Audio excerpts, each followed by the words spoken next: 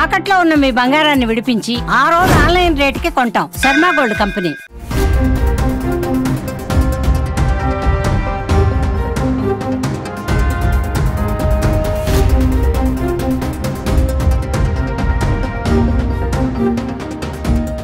పెద్దగా చదువులేదు, చూడ్డానికి సన్నగా బలహీనంగా కనిపిస్తాడు.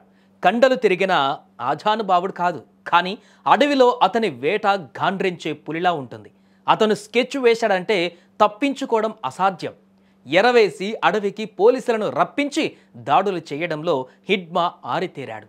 అందుకే మావోయిస్టులలో మోస్ట్ వాంటెడ్ లిస్టులో హిడ్మా ఒకడు. ఇంతకు ఎవరి హిడ్మా? ఎందుకు మావోయిస్టులోకి వెళ్ళాడు?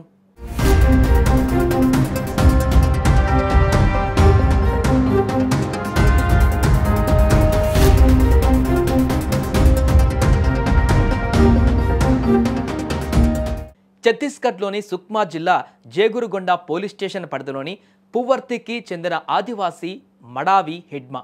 ఆయన తల్లిదండ్రులు అదే గ్రామంలో ఉంటున్నారు. 5 వరకే చదువుకున్న హిడ్మా 25 ఏళ్ల వయసులోనే మావోయిస్టు పార్టీలో చేరాడు. ప్రస్తుతం ఆయన వయసు 44 ఏళ్లు. కొన్ని దశాబ్దాల పాటు మావోయిస్టులు పాల్పడిన అనేక విధ్వంసక కార్యకలాపాలకు ఇతడే రూపకల్పన చేశాడు. అనేక మంది పోలీసుల దుర్మరణాలకు కారణమయ్యాడు. దాదాపు 10కి పైగా దాడులకు కర్త కర్మ క్రియగా వ్యవహరించిన హిడ్మా పదుల సంఖ్యలో భద్రతా బలగాలను పొట్టన పెట్టుకున్నాడు. అతడికి మాడావి, హిద్ముల్లా, సంతోష్ అనే మారుపేర్లు ఉన్నాయి.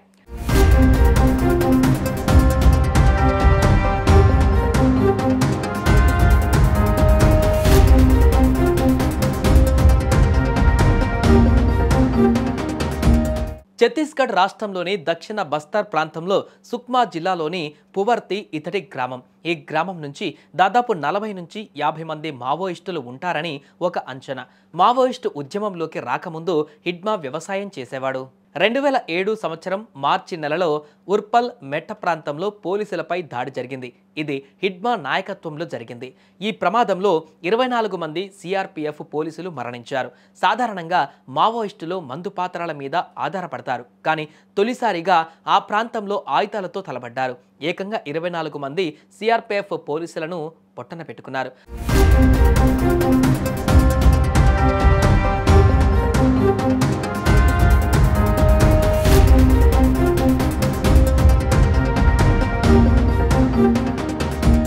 అయితే మావోయిస్టులను మందు పాత్రల నుంచి తుపాకీల వైపు మళ్లించడంలో హిడ్మా పాత్ర పోషించాడు. అయితే అదే కాదు, 2008, 2009 ప్రాంతంలో మావోయిస్టు పార్టీ ఏర్పాటు చేసిన ఫస్ట్ బెటాలియన్కు కమాండర్గా ఉన్నారు. ఇక ఈ బెటాలియన్ బస్తర్ ప్రాంతంలో చురుగ్గా ఉంటుంది. 2011 దండకారణ్యం స్పెషల్ జోనల్ కమిటీలో హిడ్మా సభ్యుడయ్యాడు. 2010 ఏప్రిల్లో జరిగిన తాడిమెట్ల ఘటనలో 76 మంది పోలీసుల దుర్మరణానికి కారణమయ్యాడు. కేంద్రం ఆపరేషన్ కాగర్ తర్వాత మావోయిస్టులపైన దాడులు తీవ్రమయ్యాయి. ఇందులో భాగంగానే మావో కీలక నేత హిడ్మా పైన భద్రతా బలగాలు ఫోకస్ పెట్టాయి. ఈ నేపథ్యంలోనే ఆపరేషన్ కర్రిగుట్టలో చేసిన ఆపరేషన్లో కొద్దిపాటిలో హిడ్మా తప్పించుకున్నాడు.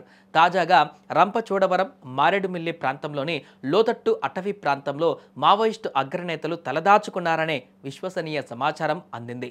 ఈ మేరకు స్థానిక పోలీసులు, భద్రతా బలగాలు పెద్ద ఎత్తున అక్కడికి చేరుకొని కూంబింగ్ చేపట్టారు. ఇంతలో ఎదురు కాల్పులు మొదలయ్యాయి. ఈ ఎన్కౌంటర్లో మావోయిస్టు అగ్రనేత హిడ్మా, అతని భార్య సహా 6 మావోయిస్టులు మరణించారు. మావోయిస్టుల్లో దశాబ్దాల పాటు సాగిన హిడ్మా ప్రయాణం మారేడుమిల్లి అటవీ ప్రాంతంలో ముగిసింది.